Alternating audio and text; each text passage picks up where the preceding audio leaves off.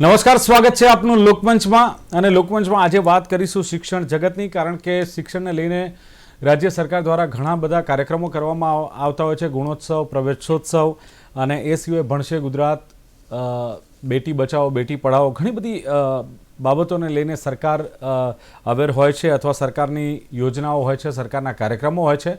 આમ છતાં પણ ક્યાંક એવી બાબતો આવતી હોય છે કે જેને લઈને આ બાબતોની ચર્ચા કરવી પણ મહત્ત્વની બની જાય છે. ખાસ કરીને વિધાનસભાના ફ્લોર પર હમણાં જ આવ્યું હતું કે 33 જિલ્લાઓ છે, એમાંથી એક પણ જિલ્લો એવો નથી કે જેમાં કોઈ પણ ઓરડો એટલે શાળાના ઓરડા જર્જરિત ન હોય. બીજું કે ઘણી જગ્યાએ શાળાઓના મેદાન પણ નથી. અને ત્રીજી વસ્તુ કે ઘણી જગ્યાએ કોમ્પ્લેક્સોમાં શાળાઓ ચાલે છે, એટલે શિક્ષણનું વેપારીકરણ થઈ ગયું છે, એવા આક્ષેપો પણ ક્યાંક કરવામાં આવે છે. અને એને જ લઈને હવે જે ગુજરાતમાં શિક્ષણ છે કારોબાર બન્યું છે, એનો બીજો દાખલો એટલા માટે છે કારણ કે જ્ઞાન સહાયકોની ભરતી છે, એમાં એક મોટો ગોટાળો બહાર આવ્યો છે. અને ગોટાળાના રૂપે જે જ્ઞાન સહાયકની જે ભરતી છે એમાં ડિગ્રીનું કૌભાંડ બહાર આવ્યું છે. ખાસ આપણે જણાવી દઈએ કે ડિગ્રી કૌભાંડની યોગ્ય તપાસ થવી જોઈએ, આવી એક માંગ પણ ઉઠી છે. ખાસ કરીને ગુજરાતમાં હવે જ્યારે જ્ઞાન સહાયકની ભરતી છે એમાં ડિગ્રી કૌભાંડ આચર્યું હોવાની આશંકા સેવાઈ રહી છે. અને એમાં પણ સરકાર ડિગ્રી મુદ્દે યોગ્ય તપાસ કરે એવી એક માંગ ઉઠી છે. કારણ કે કેટલાય જ્ઞાન સહાયકો એવા છે કે જેઓ ભણ્યા છે ગુજરાતમાં, પરંતુ એમની પાસે ડિગ્રી હોય મિઝોરમની કે નાગાલેન્ડની. હવે સવાલ એ થાય કે ગુજરાતના બાળકોને તમારે ભણાવવાના છે, અને તમે જો ડિગ્રી નાગાલેન્ડની કે મિઝોરમની કે પછી એવી લઈને આવો છો, તો તમે બાળકોને આ વિદ્યા સહાયકો કઈ રીતે ભણાવી શકશે? એટલે વિદ્યા સહાયકોની જે જ્ઞાન સહાયકોની જે ભરતી છે, જે પોતે જ કદાચ એટલો શિક્ષિત નહીં હોય ભાષાથી કે અહીંના અભ્યાસક્રમથી, તો બાળકોને કેવી રીતે ભણાવશે? તો પછી જો કદાચ આ જ્ઞાન સહાયક ભરતીમાં ડિગ્રી કૌભાંડ થાય છે, તો એના માટે જવાબદાર કોણ? અને બીજું, શું જ્ઞાન સહાયકની ભરતી પ્રક્રિયામાં ક્યાંક પારદર્શિતાનો અભાવ છે? વારંવાર આ સવાલો ઉઠી રહ્યા છે. એના જવાબ લેવા માટે લોકમંચના કાર્યક્રમમાં આમંત્રિત કર્યા છે ભારતીય જનતા પાર્ટીના નેતા રાજુ દેસાઈ મારી સાથે છે. રાજુભાઈ, સ્વાગત છે આપનું લોકમંચમાં. નમસ્તે. નમસ્તે. સાથે જ કોંગ્રેસના પ્રવક્તા અભિષેક શુક્લા મારી સાથે છે. અભિષેકજી, આપનું પણ લોકમંચમાં સ્વાગત. નમસ્કાર.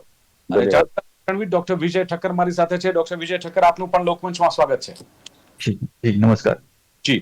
રાજુભાઈ, શરૂઆત આપનાથી કરીશું, કારણ કે જ્યારે આવી બાબતો બહાર આવતી હોય છે ત્યારે સરકાર સામે સવાલ ઉઠતા હોય છે, શિક્ષણ વિભાગ સામે સવાલ ઉઠતા હોય છે. ત્યારે ખરેખર જો આ જ્ઞાન સહાયકોની ભરતીમાં મોટો ગોટાળો બહાર આવતો અને ડિગ્રીનું કૌભાંડ બહાર આવતું હોય, તો પછી આ ડિગ્રી કૌભાંડ બહાર આવ્યું એની પાછળ જવાબદારી કોની? બીજું, આ ડિગ્રીઓ છે ચેક કરવાની હોય છે, જે તપાસવાનું હોય છે, એનું વેરિફિકેશન કરવાનું હોય છે, એની જવાબદારી કોની રાજુભાઈ? દિલીપભાઈ, આપની પ્રતિષ્ઠિત ચેનલમાં અવારનવાર શિક્ષણને લઈને આપણે વિષય પર ચર્ચા કરતા હોઈએ છીએ. શિક્ષણની ઘણી બધી યોજનાઓ છે. શિક્ષણની ઘણી બધી યોજનાઓની સાથે રાજ્ય સરકારની કામગીરી પણ હોય છે. સ્માર્ટ ઓરડાઓને પણ તમે હાઇલાઇટ કરીને બતાવેલા છે કે રાજ્ય સરકાર દ્વારા આ શાળા મિશન સ્કૂલ ઓફ એક્સલન્સ હેઠળ બની. રાજ્ય સરકારની અંદર વિદ્યાર્થીઓ ખૂબ જ સારી રીતે સરકારી શાળાઓમાં ભણે એ પણ બતાવ્યું છે તમે. ત્યારે તમે જયારે કૌભાંડ શબ્દ વાપરો દિલીપભાઈ, ત્યારે ઘણું મને એવું થયું કે આ આક્ષેપ છે, અને જ્યાં સુધી આક્ષેપ સાચા ન પડે અને તપાસ કમિટી બને ત્યાં સુધી એ 100% કશું કહેવાય નહીં. પણ વાસ્તવિકતા શું છે એના વિશે આપણે ચર્ચા કરીએ કે જે અત્યાર સુધીમાં જ્ઞાન સહાયકોની આપણે વાત કરીએ છીએ, તો જ્ઞાન સહાયકોમાં તમે કોઈ પણ રાજ્યની વાત કરો છો, ગુજરાત બહારના કોઈ પણ રાજ્યની યુનિવર્સિટીની માર્કશીટોની વાત કરીએ કે ડિગ્રીની વાત કરીએ, વોટેવર, તો ભારતના બંધારણની અંદર અને ખાસ કરીને શિક્ષણ વિભાગના જે કેન્દ્ર સરકારનો આખો વિભાગ છે, શિક્ષણ વિભાગ છે, એની લઈને યુજીસીની યુનિવર્સિટી ગ્રાન્ટ કમિશન જે આખું હેન્ડલ કરી રહ્યું છે, તમામ યુનિવર્સિટીને સાંકળીને ચાલે છે. આખા ભારત દેશની અંદર યુનિવર્સિટી માટે નોર્મ્સ એક જ હોય છે, ચાહે ગુજરાતમાં હોય, પંજાબમાં હોય, દિલ્હીમાં હોય, કોઈ પણ રાજ્યમાં યુનિવર્સિટી હોય, એનો નોર્મ્સ, ધારાધોરણ, નીતિ નિયમો એક જ હોય છે. એટલે કોઈ પણ વિદ્યાર્થી જ્યારે અહીંયાથી માનો કે કોઈ માઇગ્રેટ થઈને ગુજરાતની બહાર જઈ રહ્યો છે, તો એને આસાનીથી શિક્ષણ મળે એ જ પદ્ધતિ, એ જ નીતિ નિયમ, એ જ ધારાધોરણ, તો યુજીસીનું કામ આ છે. બીજી રહી વાત કે આપણે કૌભાંડની વાત કરીએ તો ક્યાંય પણ તમે ડિગ્રીની બાબતમાં ચર્ચા કરતા હોય તો ખૂબ જ પારદર્શકતા આવી ગઈ છે. કોઈ પણ આપણે ભરતી કરીએ છીએ પેપર લેસ હોય છે, પારદર્શકતા સાથે ચાલીએ છીએ. જ્યારે પણ અધર યુનિવર્સિટી, ત્રણ બાબત આમાં ખાસ જોવા મળતી હોય છે કે ગુજરાતની અંદર પણ આપણે ત્રણ પ્રકારે યુનિવર્સિટીઓને જોતા, ગુજરાતની જે આપણે અત્યારે હાલમાં યુનિવર્સિટી, કોઈ અધર યુનિવર્સિટીની વાત કરવામાં આવે, અને બીજી કે જે પણ યુનિવર્સિટી સરકારી છે કે ખાનગી છે એ પણ ખાસ જોવામાં આવતું હોય છે. ત્યારે એની જે ડિગ્રી આવી છે ઓનલાઈન વેરિફિકેશન થી લઈને જોવા મળતી હોય છે. યુજીસી ના ધારાધોરણ પ્રમાણે છે એ જોવામાં આવતું, પ્લસ આપણે વેરીફાઈ કરવા માટે એમનો પત્ર વ્યવહાર કે ઈમેલ દ્વારા વોટ એવર પદ્ધતિથી જે તે વિભાગ એનો ક્રોસ વેરીફાઈ કરતો હોય છે. આ જે બાબત આવે કોઈ પણ રાજ્યની કોઈ ડિગ્રીની વાત કરવામાં આવતી હોય કે કોઈ કૌભાંડની વાત કરો તો એવું કોઈ પણ ડિગ્રી ખોટી હોતી નથી, કૌભાંડ પણ હોતું નથી. એનું ઉત્તમ ઉદાહરણ આપું કે જ્ઞાન સાહેબો આપણે અત્યારે હાલ સ્પષ્ટ છે કે મિઝોરમની કે નાગાલેન્ડની કે કોઈ ત્યાંની પણ પણ અહીં ભરતી કરી શકે. એનો છેદ ઉડાડ દઉં. કોઈ પણ ડિગ્રી છે એ ધારાધોરણ પ્રમાણેના ભરતીના ક્રાઇટેરિયા પ્રમાણે કોઈ પણ ભરતી, જ્ઞાન સહાયકની વાત સાથે સાથે તમામ રાજ્ય સરકારના તમામ વિભાગોની ભરતીની વાત કરું છું, તો એના ક્રાઇટેરિયા પ્રમાણે લખેલું હોય, નીતિ નિયમ ધારાધોરણ પ્રમાણે લખેલું હોય, ગ્રેજ્યુએશન આ જોશે તો વોટ એવર યુનિવર્સિટી એનો ક્રોસ વેરીફાઈ કરીએ છીએ આપણે, અને એની સાચી આપણને લાગે છે તો એના બાદ હું એવું વાત કરવા માંગુ છું કે જ્ઞાન સહાયકમાં દિલીપભાઈ તમને આશ્ચર્યચકિત થશે કે આપણે જે કાયમી શિક્ષકો લઈએ છીએ, હમણાં હાલ આપણે 16,000 શિક્ષકોની ભરતી કરી, તો કાયમી શિક્ષક જે લઈએ છીએ એ ધારાધોરણ પ્રમાણે જ્ઞાન સહાયકોની ભરતી કરીએ છીએ. ઓનલાઈન જાહેરાતની નોટિફિકેશન આપીએ છીએ, ઓનલાઈન જાહેરાતમાં ફોર્મ ભરાય છે, એના જે તે ધારાધોરણ પ્રમાણે નીતિ નિયમ પ્રમાણે ઓનલાઈન સબમિટ થાય છે. પણ ખાસ અગત્યનું દિલીપભાઈ એ કહીશ કે ધોરણ 5 થી 8 કે પ્રાઇમરી વિભાગ હોય તો ટેટ 2 પાસ જોશે, અને ધોરણ 9 થી 12 હોય તો ટાટની પરીક્ષાની પાસ જોશે, અને પાસ છે તેમ છતાં જો મેરિટમાં નથી આવતો તો એ જ્ઞાન સહાયક લાયક નથી. દિલીપભાઈ, હવે તમે જ વિચારો કે જે ડિગ્રીની વાત કરો છો, અમે તો સાહેબ એનાથી એક સ્ટેપ આગળ છીએ કે ઓનલાઈન ભરતીની અંદર ટેટ 2 પાસ છે કે ટાટ પાસ એ ખરાઈ કરી. આજે આક્ષેપો થાય એમાં એ બાબત બતાવી કે અહીંયા ટેટ કે ટાટ વગરનો જ્ઞાન સહાયક એક બતાવો મને કે જે ટેટ પાસ હોય, ટેટ 2 પાસ ન હોય કે ટાટ પાસ ન હોય એવો જ્ઞાન સહાયક અહીંયા સેવા આપી રહ્યો છે, એક બતાવો મને. એ જ હકીકત છે દિલીપભાઈ કે ડિગ્રી તો જે નીતિ નિયમ ધારાધોરણ પ્રમાણે છે જ, પણ એનાથી ઉપર આપણે ચાલીએ છીએ કે ડિગ્રીથી નહીં ચાલે ભાઈ. ટેટ 2 પાસ છે, ટાટ પાસ છે, એનાથી પણ નહીં, મેરિટમાં આવે છે તું, ત્યારબાદ અમે નોકરી આપીશું જ્ઞાન સહાયક. એક વૈકલ્પિક વ્યવસ્થા છે જ્ઞાન. એટલે આ પ્રશ્ન ત્યાં મેં ઊંડાણમાં જોયું દિલીપભાઈ, એટલે જેણે વોટ એવર આક્ષેપ કર્યો કે જેમણે કર્યો હોય તો સંચાલકો પર નહીં હું કહું સંચાલક મંડળે આની પ્રેસ કરી, આનો આક્ષેપ કર્યો, અને સવાલનો જવાબ એ કે 30% ડિગ્રીઓ આવી રીતે બીજા રાજ્યોની છે. હવે બીજા રાજ્યોની જે ભાષા હોય અથવા જે ભણતર હોય એ ગુજરાતના બાળકોને સાહેબ કેવી રીતે ભણાવી શકે? ટેટ 2 પાસ, ટાટ પાસની વાત કરું છું. એમણે આક્ષેપમાં મેં એવું વાંચ્યું કે એમને લખતા વાંચતા નહીં, ટેટ 2 પાસ ઓનલાઈન છે ભાઈ, એ કઈ રીતે પાસ થાય? અને રાજ્ય પરીક્ષા બોર્ડ પરીક્ષા લે છે, ત્યારબાદ આપણે કાયમી ભરતી શિક્ષકોની કરી, એ રીતે જ્ઞાન સહાયકોને લીધે છે. એટલે ટેટ 2 પાસ કે ટાટ વગરનો એક શિક્ષક મને બતાવો. બીજા રાજ્યની ડિગ્રી હોય, રાજુભાઈ તમારું કેવું છે કે બીજા રાજ્ય હોય પણ ટેટ યુજીસી હોય તો એ વાર છે. યસ દિલીપભાઈ, બીજી વાત કરું આપણે શોર્ટમાં કહું છું કે અત્યાર સુધીમાં આપણે જ્ઞાન સહાયક દિલીપભાઈ કોની સરખામણી કે કોની જગ્યાએ લાવે? પ્રવાસી શિક્ષકોની. પ્રવાસી શિક્ષકો માન્ય જિલ્લા શિક્ષણ અધિકારી કે જે તે સારા સંચાલક હોય તો એ સંલગ્ન પરામર્શ કરીને એની માન્યતા આધારે એ પ્રવાસી શિક્ષકો રાખતા હતા. એમાં ટેટ 2 કે ટેટ કે ટાટ હતું નહીં. એને સુધારીને સારામાં સારું વૈકલ્પિક વ્યવસ્થામાં સારામાં સારું ગુણવત્તાયુક્ત શિક્ષણ મળે એટલા માટે આપણે ટેટ 2 ટાટ પાસ જ્ઞાન સહાયકો લેવાનું ચાલુ કર્યું દિલીપભાઈ. એટલે સંચાલકોને ક્યાંક એવું નારાજગી થઈ કે અમારે જે પ્રવાસી શિક્ષકો અમે ક્યાંક આખું પરામર્શ કરીને રાખતા, ત્યાં નારાજગીના કારણે ક્યાંક આ મુદ્દો પણ સાંભળવા મળ્યો છે.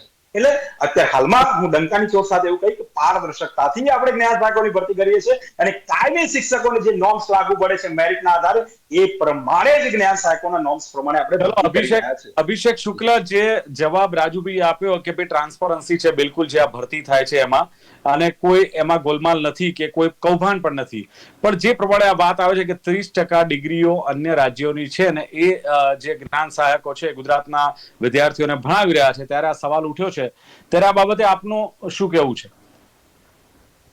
નમસ્કાર, આપને માધ્યમથી દર્શક મિત્રોને નમસ્કાર કરવા માંગુ છું. અને આપે જે આ શિક્ષણ બાબતમાં જે મુદ્દો ઉઠાવ્યો છે એ મુદ્દો ઘણો વ્યાજબી અને ખૂબ જ યોગ્ય મુદ્દો મને જણાઈ રહ્યો છે. અને આ બાબતમાં જે રાજુભાઈ કહી રહ્યા છે કે આમાં કોઈ પણ જગ્યાએ કૌભાંડ નથી દેખાતું કે પારદર્શકતા રાખી છે, તો મારે રાજુભાઈને અને મારે સરકારને માત્ર ને માત્ર એટલું જ પૂછવું છે, અને આપના માધ્યમથી પ્રજાના દ્વારા હું એક પ્રશ્ન એ જ પૂછવા માંગુ છું કે ધારો કે નાગાલેન્ડ અથવા તો મિઝોરમ થી જે પણ ડિગ્રી લઈને શિક્ષક આવ્યા છે, શું એ શિક્ષક મિઝોરમ અને નાગાલેન્ડ જઈને ભણીને અહીંયા આવ્યા છે અને પછી એ ટેટ 2 પાસ કરી છે કે ટેટ પાસ કરી છે? જો ન કરી હોય તો એ પણ એક તપાસનો વિષય છે. તો એમાં પણ સીધે સીધું કૌભાંડ જણાઈ આવે છે આપણને. હમ. એટલે મારો એક સીધો પ્રશ્ન એ જ છે કે ધારો કે જો એ શિક્ષકો ત્યાં ભણ્યા વગર જ અહીંથી બારોબાર ડિગ્રીનો સોદો કરી અને અહીંયા ટેટ 2 ક્લિયર કર્યા પછી અથવા તો બીજે ક્યાંક ટેટ 2 ક્લિયર કર્યા પછી એનું જો અહીંયા ભરતીમાં એ લોકો થતા હોય, ભરતી થતી હોય એમની, તો પછી અહીંના ગુજરાતના જે મધ્યમ વર્ગીય બાળકો છે તેમના ભવિષ્ય સાથે સીધો છેડો થઈ રહ્યો છે. એ મુદ્દો એક તપાસનો પણ વિષય બને છે. બરાબર. બીજી વસ્તુ કે નાગાલેન્ડ અને મિઝોરમમાં આની પહેલા પણ આપણે 7 સિસ્ટર્સનું એક કૌભાંડ આપણી સામે આવ્યું હતું. એ પછી શિક્ષણ વિભાગમાં પણ એક મોટું કૌભાંડ આવ્યું છે.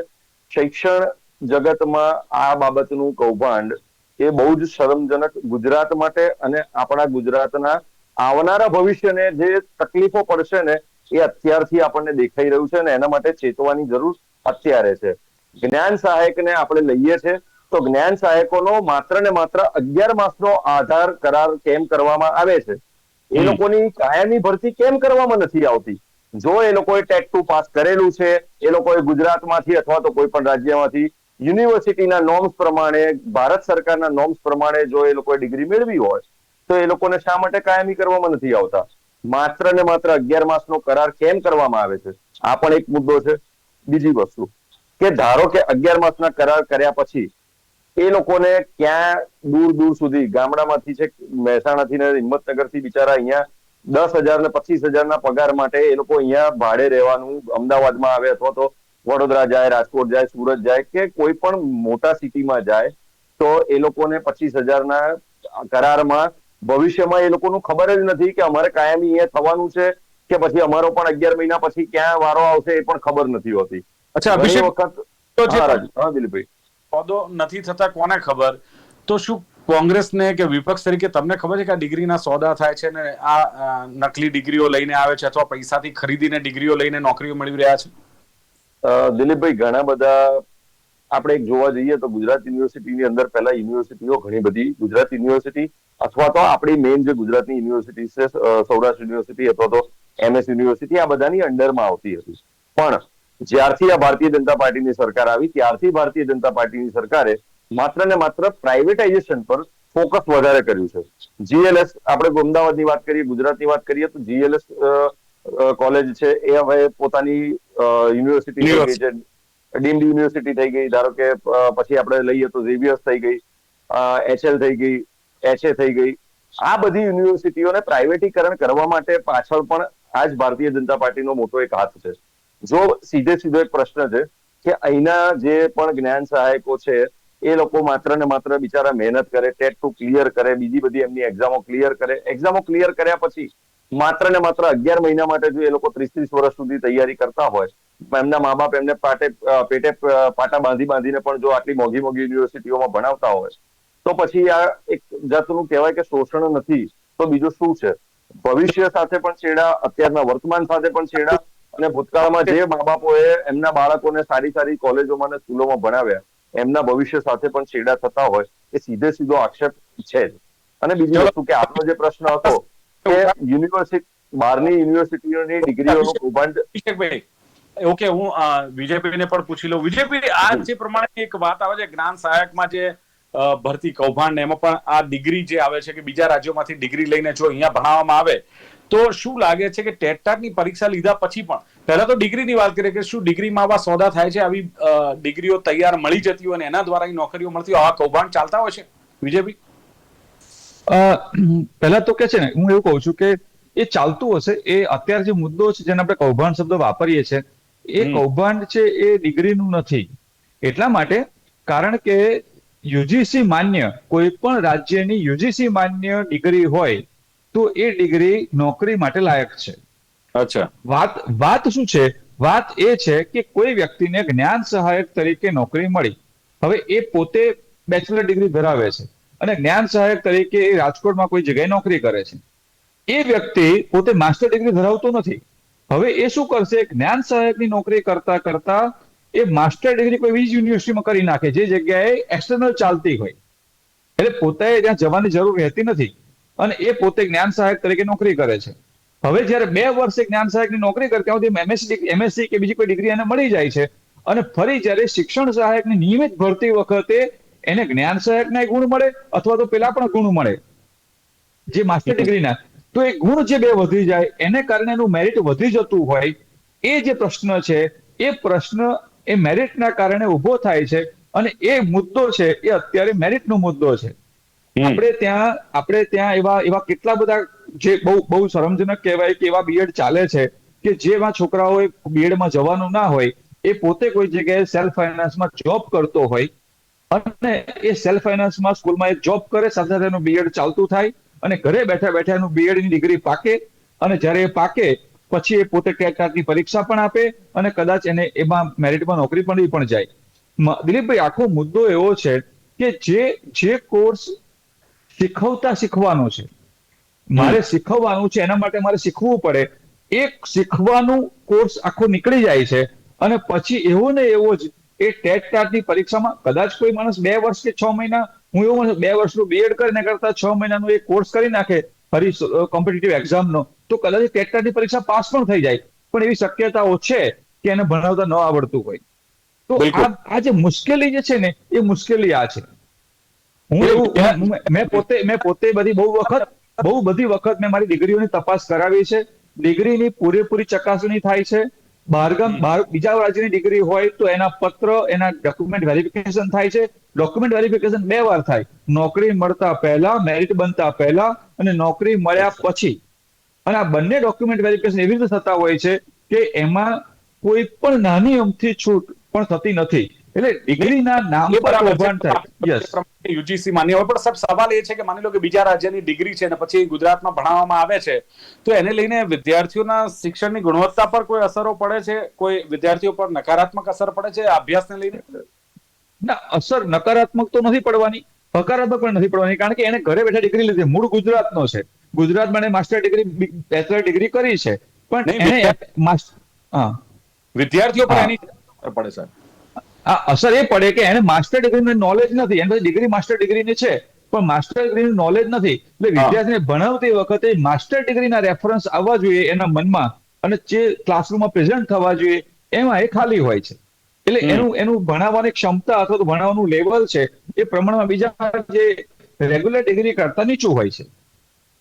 બરાબર છે. હવે રાજુભાઈ, તમે સાંભળ્યું કે આ લેવલ જે હોય છે એ ક્યાંક નીચું હોય છે. અને બીજી વસ્તુ એ છે કે માની લો કે ભરતી પ્રક્રિયા, આ કદાચ આની ભરતીની વાત નથી, ઘણી બધી ભરતીઓની આપણે વાત કરીએ તો ક્યાંક જે જવાબદાર વ્યક્તિઓ હોય અથવા ટ્રાન્સપરન્સી હોય, એવું માનો છો કે જે આ જે ડિગ્રી જે વેરિફિકેશન કરવાની હોય છે એમાં ટ્રાન્સપરન્સી હોવી જોઈએ કે જેથી લોકોને પણ વિશ્વાસ આવે? બીજું, આ આક્ષેપ શાળા સંચાલક મંડળે કર્યો છે, એમણે તો કહ્યું છે કે 30% આંકડા સાથે આપ્યું છે કે 30% ડિગ્રીઓ આ રીતે બહારના રાજ્યોની હોય છે, તો એમની પાછળનો હેતુ શું છે? તમને શું લાગે છે? દિલીપભાઈ, મેં એ જ કહ્યું કે પેલા આપણે પ્રવાસી શિક્ષક રાખ્યા, કદાચ વિજયભાઈને ખબર હશે કે પ્રવાસી શિક્ષકની જગ્યાએ જ્ઞાન સહાયક લાવ્યા. પ્રવાસી શિક્ષકની પારદર્શકતા તો ઓનલાઈન જે તે માન્ય જિલ્લા શિક્ષણ અધિકારી હોય એની ઓથોરાઇટ એ ગણતા આપણે, અને એ સંચાલક સાથે પરામર્શ કરે. સંચાલક એ કે આ બીએડ છે અને આની અરજી મારી પાસે છે અને નજીકમાં શાળાની રહે છે અને આ માનદ વેતને જે ધારાધોરણ પ્રમાણે એના પ્રવાસી શિક્ષક, તો એ સંચાલકના અને જિલ્લા શિક્ષણ પરામર્શમાં એ પ્રવાસી શિક્ષકનું પસંદગી થતી. એ આપણે સંચાલકોનો જે પસંદગીનું હતું એ છેદ ઉડાડી દીધો, પારદર્શકતા લાવ્યા. જ્ઞાન સહાયક, ભાઈ તમે સંચાલક વોટ એવર તમે મૂકો કે આ મૂકો, એ બધું નહીં. કાયમી શિક્ષકોની જે રીતે ભરતી થાય છે એના ધારાધોરણ પ્રમાણે જે તે વિદ્યાર્થી કે જે તે એને પાસ કર્યું છે, બીએડ પાસ કર્યું કે એમએડ પાસ કર્યું. સવાલ અભિષેક સવાલ ઉઠાવ્યો રાજુભાઈ કે 11 માસની ભરતી કેમ એને એ પણ સમજાય દઉં હાલ છે ને એમના સવાલના જવાબ મળી જાય, એમને પણ મળી જાય, અભિષેકભાઈ જવાબ મળી જાય. અત્યારે હાલમાં પણ દિલીપભાઈ આગળ આપણે ડિબેટ કરી ત્યારે કાયમી શિક્ષકોની ભરતીની વાત કરી હતી. કાયમી શિક્ષકોની ભરતી 16,000 શિક્ષકો હમણાં જ ભર્યા, જસ્ટ 1.5 મહિનો જેવું થયું, 16,000 શિક્ષકો આપણે કાયમી શિક્ષકો ભરતી કરી.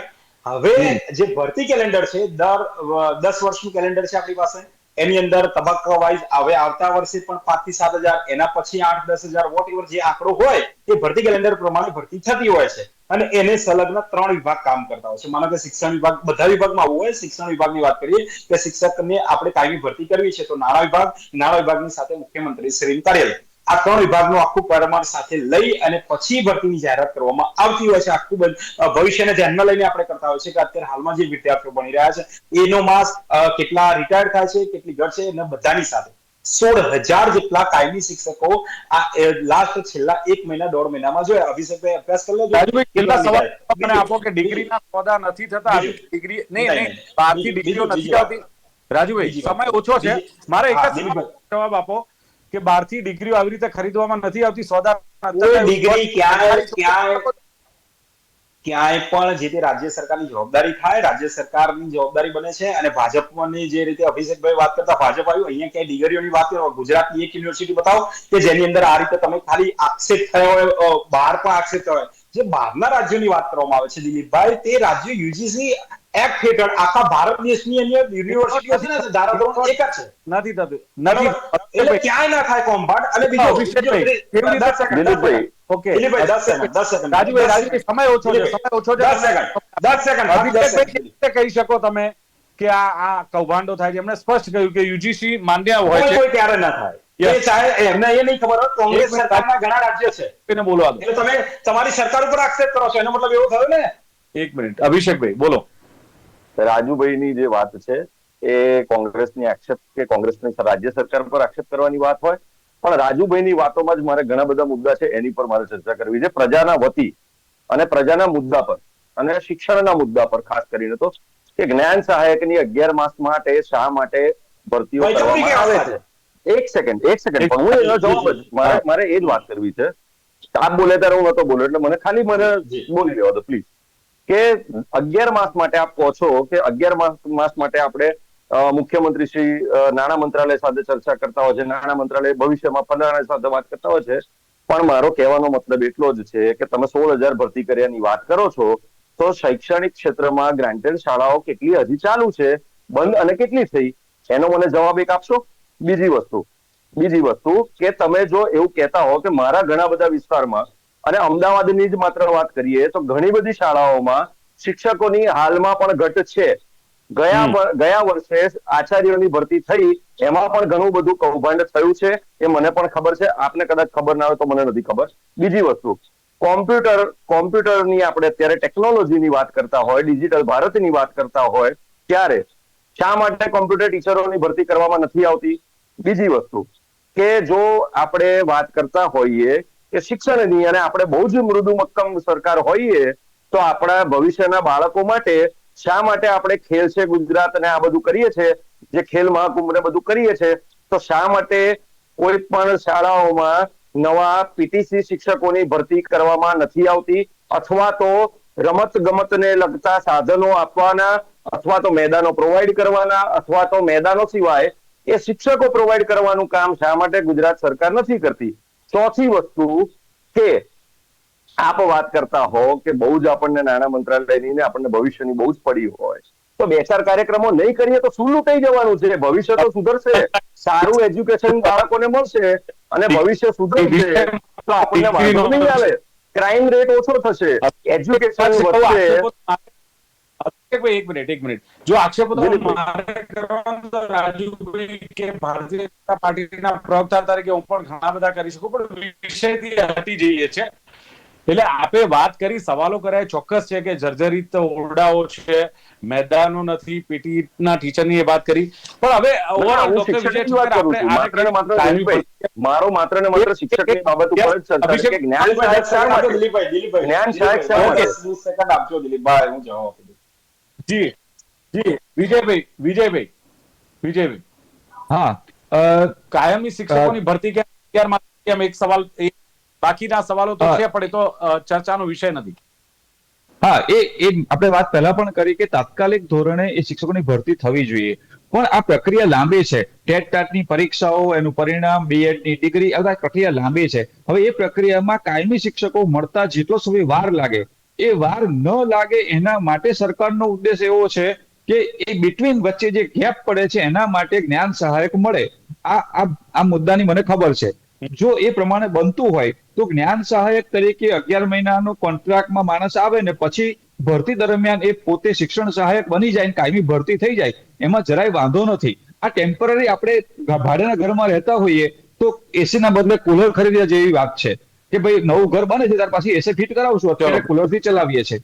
પણ મારી વાત એ છે કે જેટલો Okay, સમય okay. એ વિદ્યાર્થીને ગેપ પડે છે એ પૂરવી ઝડપથી જરૂરી છે. જી ચલો, બિલકુલ, સમયની મર્યાદા છે વિજયભાઈએ કીધું એ પ્રમાણે પણ અભિષેકભાઈ પ્લીઝ ફરી ક્યારેક ચર્ચા કરીશું. જે પ્રમાણે રાજુભાઈએ કહ્યું કે ઘણી બધી યોજનાઓ છે, સરકારી શાળાઓ સ્માર્ટ બની છે, ડિગ્રી પ્રોસિજરો છે, ટ્રાન્સપરન્સી હોય છે, યુજીસીના ધારાધોરણ પ્રમાણે જે ક્રાઇટેરિયા હોય છે એ જ પ્રમાણે ક્યાંક આ ડિગ્રીઓ અપાતી હોય છે ને એને લીગલ ગણવામાં આવે છે. બીજું, કાયમી શિક્ષકની ભરતીના ધારાધોરણ બી એમણે વાત કરી, ટેટ ટાટની પરીક્ષાની વાત કરી. અભિષેકભાઈએ જે કેટલાક સવાલો ઉઠાવ્યા છે કે નાગાલેન્ડ અને મિઝોરમની ડિગ્રી લીધી, ભણ્યા ખરા, પણ શું ત્યાં એમણે આ ડિગ્રીનું ભણ્યા છે કે માત્ર ડિગ્રી ખરીદી છે, મેળવી છે? આ સવાલ બહુ સરસ એમણે ઉઠાવ્યો. અભિષેકભાઈએ બીજી પણ વાત કરી કે ડિગ્રીનો સોદો નથી થયો કોને ખબર, અને વિદ્યાર્થીઓના ભવિષ્ય સાથે ચેડા થઈ રહ્યા છે. 11 માસનો કરાર કેમ કરવામાં આવે છે, કાયમી ભરતી કેમ કરવામાં નથી આવતી, એનો જવાબ તો ડૉક્ટર વિજય ઠક્કરે પણ આપ્યો અને રાજુભાઈએ પણ આપ્યો. પ્રાઇવેટાઇઝેશન પર વધારે ભારતીય જનતા પાર્ટીનો ફોકસ છે, આવો આક્ષેપ પણ સીધો અભિષેકભાઈએ કર્યો છે. અને સાથે જ એમણે કહ્યું કે શિક્ષકોની ઘટ છે, ઓરડાઓ જર્જરિત છે, આચાર્યોની ભરતી થઈ એમાં પણ કૌભાંડ બહાર આવ્યું. અને બીજું, કમ્પ્યુટર ટીચરથી માંડીને પીટી ટીચર અને સાથે જ જે પીટીસી ટીચર હોય, કમ્પ્યુટર ટીચર હોય કે ચિત્રના ટીચર હોય, ડ્રોઈંગ ટીચર, આની ભરતી કેમ નથી થતી, આવા સવાલો પણ એમણે ઉઠાવ્યા છે. મેદાનોને લઈને પણ અભિષેકભાઈએ વાત કરી. વિજયભાઈએ કહ્યું કે કોઈ પણ રાજ્યમાં યુજીસી માન્ય ડિગ્રી હોય તો એ માન્ય છે, ચકાસણી થાય છે, વેરિફિકેશન પ્રોપર થાય છે. મુખ્ય મુદ્દો એમણે મેરિટનો છે, એ પણ એમણે વિજયભાઈએ ડિટેલમાં સમજાવ્યું છે. અને ખાસ કાયમી શિક્ષકો મળતા વાર લાગે એટલે ટેમ્પરરી એમનું કહેવું કે ગેપ પૂરવા માટે આ જ્ઞાન સહાયકની ભરતી થાય છે, પછી કાયમી ભરતી થઈ જતી હોય છે. પણ સવાલ એ છે કે શિક્ષણમાં જો કંઈ પણ નાનું મોટું ચાલતું હોય તો એ જવાબદારી શિક્ષણ વિભાગની છે, રાજ્ય સરકારની છે. અને રાજ્ય સરકાર પ્રયત્નો કરી રહી છે, જે પ્રમાણે રાજુભાઈએ કહ્યું એમ. પણ સાથે વિપક્ષ પણ જે સવાલો ઉઠાવે એનો ઉચિત ઉકેલ કે ઉચિત જવાબ પણ સરકારે આપવો જોઈએ. ચર્ચાનું સમાપન કરીએ. રાજુ દેસાઈ, અભિષેક શુક્લ, ડૉક્ટર વિજય ઠક્કર ત્રણેય જોડાયા. ખૂબ ખૂબ આભાર. Thank you very much. તો દર્શક મિત્રો, લોકમંચ કાર્યક્રમમાં હતી આજની ચર્ચા. શિક્ષણનું ભવિષ્ય દાવ પર આ ડિગ્રીને લઈને ચર્ચા કરી. ફરી મળીશું એક નવી ચર્ચા સાથે. જોતા રહો ગુજરાત ન્યૂઝ. નમસ્કાર.